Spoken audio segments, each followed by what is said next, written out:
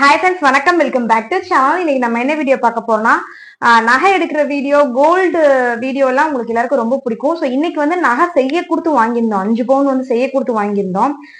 So செய்ய கொடுத்து வாங்கும்போது எப்படி இருக்கும், ஃபினிஷிங்லாம் சரியா இருக்குமா, நகை ரேட் எல்லாம் செய்ய கொடுத்து வாங்கும்போது ரேட் எப்படி போடுவாங்க அப்படின்லாம் சொல்லிட்டு உங்களுக்கு நிறைய டவுட்ஸ் இருக்கும். ஸோ நம்ம சேனலுமே இது வரைக்கும் நான் 5 பவுன்லாம் செய்ய கொடுத்துலாம் வாங்கிலாம் வீடியோ போட்டதே கிடையாது. ஸோ அதனால இன்னைக்கு வீடியோல வந்து 5 பவுன் செய்ய கொடுத்து வாங்கும்போது எவ்வளவு பில் போடுவாங்க, ஸோ நம்ம சொன்ன மாடல் கரெக்டா செஞ்சு கொடுக்குறாங்களா அப்படின்ற நகையை உங்களுக்கு நான் காட்டுறேன். கரெக்டா செஞ்சு கொடுத்துருக்காங்களா, நான் மாடல் சொன்ன போட்டோவையும் காட்டுறேன், செஞ்சு கொடுத்த நகையும் காட்டுறேன். ரெண்டுக்கும் ஓகேவா, சொன்ன மாதிரி நம்ம சொன்ன மாதிரி கரெக்டா செஞ்சு கொடுத்துருக்காங்களா என்ன அப்படின்றதுலாம் நீங்க வந்து பார்த்து தெரிஞ்சுக்கோங்க. செய்ய கொடுத்து வாங்கினா எப்படி இருக்கும் நகை அப்படின்றதெல்லாம் பார்த்து தெரிஞ்சுக்கோங்க. அது போக இன்னொரு குட்டி அவேர்னஸ் வந்து வீடியோக்குள்ள சொல்லியிருக்கேன். ஸோ அது எல்லாருக்கும் கண்டிப்பா யூஸ்ஃபுல்லா இருக்கக்கூடிய அவேர்னஸ் ஒன்று சொல்லியிருக்கேன். ஸோ நெக்ஸ்ட் என்னன்னு பாத்தீங்கன்னா, நான் கமெண்ட்ஸ் ரீட் பண்றேன் அப்படின்னு சொல்லியிருந்தேன் லாஸ்ட் வீடியோல.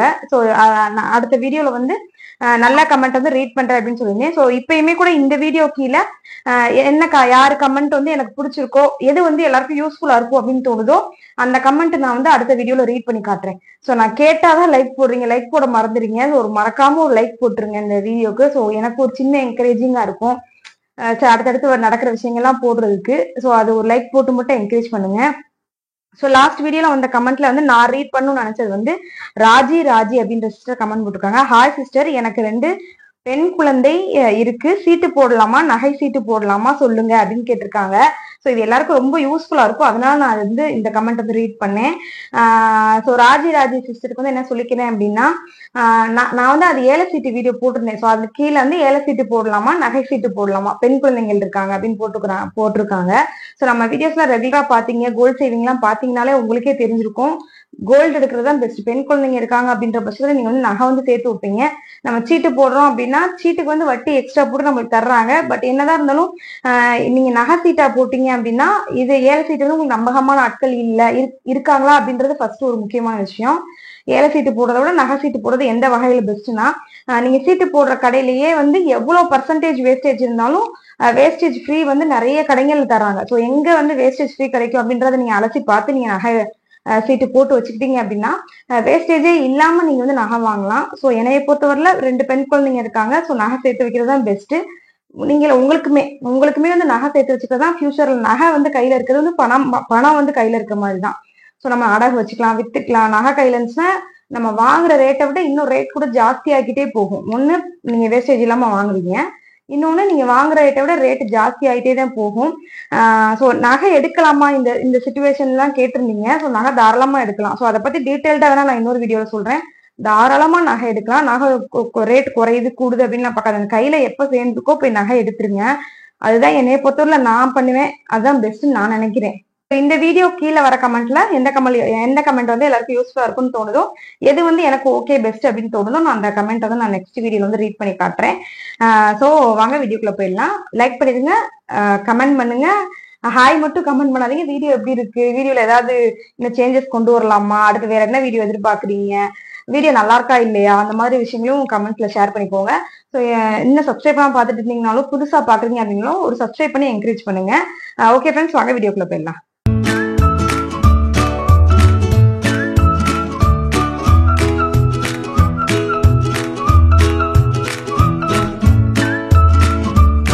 இந்த வீடியோ ஷூட் பண்ணி கொஞ்ச நாள் ஆகுது. நான் நடுவில் வீடியோ போடாமல் இருந்தேன் இல்லையா, ஸோ அந்த டைம்லேயே வீடியோ ஷூட் பண்ணி வச்சுட்டேன். ஸோ உங்களுக்கு யூஸ்ஃபுல்லாக இருக்கும் அப்படின்றதுக்காக தான் ஷூட் பண்ணி வச்சேன். ஸோ இப்போ வந்து அப்லோட் பண்ணுறேன். நான் ஒரு குட்டி அவேர்னஸ் சொல்கிறேன்னு சொன்னேன் இல்லையா, அதை ஃபஸ்ட்டு பார்த்துலாம், அதுக்கப்புறம் நான் நகை காட்டுறேன். ஸோ இந்த பில்லை பார்க்கும்போது உங்களுக்கு தெரியும், திணை அரிசி நான் கை வச்சிருக்கேன் இல்லையா. ஸோ 1 kg 130 ரூபா போட்டிருக்காங்க. திணை அரிசி 1 kg 130 ரூபா போட்டிருக்காங்க. ஸோ அதை பார்த்தாலே உங்களுக்கு தெரியும். இது வந்து அம்மா வந்து எப்போ மதுரைக்கு வர்றாங்களோ, அவங்க வந்து அலங்காநல்லூர் சைடு ஒரு கிராமத்தில் இருக்காங்க. ஸோ எப்போ மதுரைக்கு வராங்களோ சூப்பர் மார்க்கெட் எதுலையாவது தேவையான ஜாமான் எல்லாம் வாங்கிடுவாங்க. ஸோ இது வந்து அம்மா வாங்கினது தான். அங்க பில்லுல எவ்வளவு பாத்தீங்க, 1 kg. இந்த பேக்கெட்ல எவ்வளவு போட்டிருக்குன்னு பாருங்க. திணை அரிசி 1/2 kg தான் கொடுத்துருக்காங்க கையில. ஸோ 1 kgக்கு பில் போட்டாங்க, கையில வந்து 1/2 kg தான் கொடுத்துருக்காங்க. ஸோ இது வந்து நம்மளுக்கு ரேட்டு கொஞ்சம் ரேட்டா இருக்கு. ஸோ அதனால நம்மளுக்கு ஒன்றும் தெரியல. எப்பயுமே எனக்கு வந்து எந்த பில் வந்தாலும் பில்லு வந்த உடனே நான் பில்லை செக் பண்ற பழக்கம் இருக்கு. ஸோ அதனால நான் இதை வந்து டக்குன்னு கண்டுபிடிச்சிட்டேன். இதை நம்ம பார்க்கல அப்படின்னா கண்டிப்பா இதை கண்டுபிடிச்சிக்கவே முடியாது. ஸோ இது வந்து ஒரு குட்டி அவேர்னஸ். எங்க என்ன பொருள் நீங்க வாங்கினாலும் கரெக்டா பில்லை செக் பண்ணி பார்த்துட்டு நீங்க வந்து வாங்க. நான் செக் பண்ணி பார்த்தனாலதான் இது தெரிஞ்சிச்சு. அம்மா வாங்கிட்டு வாங்கிட்டு அப்படியே நேராக கிளம்பியிருந்தாங்கன்னா கண்டிப்பா அம்மா செக் பண்ணியே பார்த்துருக்கவே மாட்டாங்க. ஸோ அது வந்து அவ்வளவுதான். ஸோ அந்த மாதிரி சின்ன சின்ன விஷயங்கள் கூட கொஞ்சம் கவனமா பார்த்து இருங்க. ஸோ அதனால நம்ம அவேரா இருந்துக்கணும், கவனமா இருந்துக்கணும். அதனால யாரையும் நம்ம குறை சொல்லி எந்த இதுவும் கிடையாது. ஸோ அதுக்காக இதை நான் ஷேர் பண்ணி. இது வந்து நகை எடுக்க போறப்ப எடுத்தது. ஸோ நகை எடுக்கிறது வந்து எனக்காக இல்ல, சிஸ்டர் ஒருத்தவங்க தெரிஞ்சவங்க ஒருத்தவங்களுக்காக தான் நகை எடுக்க போறோம். அவங்க வந்து கல்யாண பொண்ணு. ஸோ அவங்களுக்காக தான் நகை எடுக்க போறோம். 5 பவுனுக்கு ஆரம் மாதிரி செய்யணும் அப்படின்னு சொல்லி கேட்டிருந்தாங்க. ஸோ நான் என்னை பத்தி ரெகுலரா பாக்குற சிஸ்டர்ஸ் எல்லாருக்கும் தெரியும். கண்டிப்பா நான் போன உடனே ஏதாவது ஒரு கடையில வாங்க மாட்டேன். ஸோ நல்லா பார்த்து 2 3 கடையில ஏறி இறங்கி விசாரிச்சு பார்த்து தான் நான் வந்து நகை எந்த நகை எடுக்க போனாலும் போவேன். ஸோ அதனால கல்யாண பொண்ணு வேற நல்ல நகையை பார்த்து எடுக்கணும் அப்படின்றதுக்காக நான் கண்டிப்பா ஃபர்ஸ்ட் எடுத்தோடனே 2 3 கடைக்கு போனேன். ஸோ கடை நேம் எல்லாம் மென்ஷன் பண்ண விரும்பல, உங்களுக்கே பார்த்தாலே தெரியும் அப்படின்னு நினைக்கிறேன்.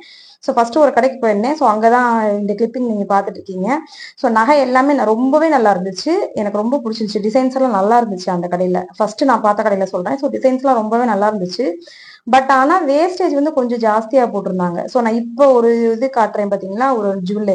இது வந்து எனக்கு ரொம்ப, அவங்களுக்கு ரொம்ப பிடிச்சிருந்துச்சு, எனக்கும் பார்க்கறதுக்கு ரொம்ப இதை எடுத்து கொடுத்தா நல்லா இருக்கும் அப்படின்னு தோணுச்சு. அவங்களுக்கும் எடுக்க எடுக்க வந்திருந்தாங்க இல்லையா, ஸோ எங்க தெரிஞ்சவங்க ஒருத்தவங்க, அவங்களுக்கும் வந்து ரொம்ப பிடிச்சிருந்துச்சு. ஸ்டோன் இல்லாம இருந்துச்சு. ஸோ நல்ல டிசைனா இருந்துச்சு அந்த நான் காமிச்சிடா இதுக்கு முன்னாடி. ஸோ அந்த லக்ஷ்மி டாலர் போட்ட செயின்.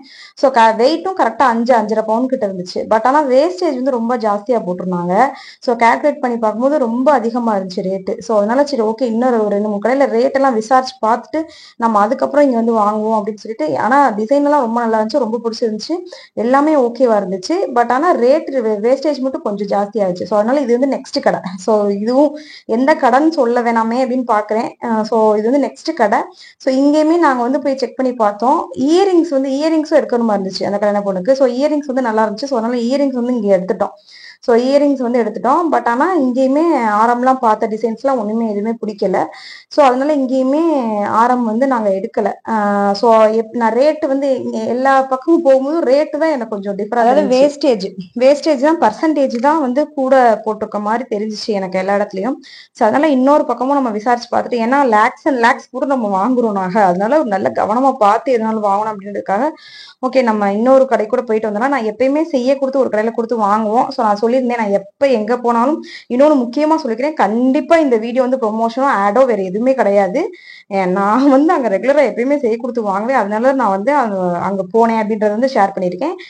அந்த நகையுமே நான் உங்களுக்கு காட்டுறேன், அவங்க செஞ்சு கொடுத்தது எல்லாமே. நான் நல்லது கெட்டது எல்லாத்தையுமே ஷேர் பண்ணிக்குவேன். கண்டிப்பா இந்த வீடியோ ப்ரொமோஷனே கிடையவே கிடையாது. ஸோ நீங்களுமே பக்கத்துல வேற எங்க உங்களுக்கு பிடிச்சிருக்கோ நீங்க செய்ய கொடுத்து வாங்கிக்கலாம். ஸோ எந்த இடத்துல நீங்க செய்ய கொடுத்தாலும் சேம் இது மாதிரி குவாலிட்டி வருமானு எனக்கு தெரியல. ஸோ மேபி வரலாம்.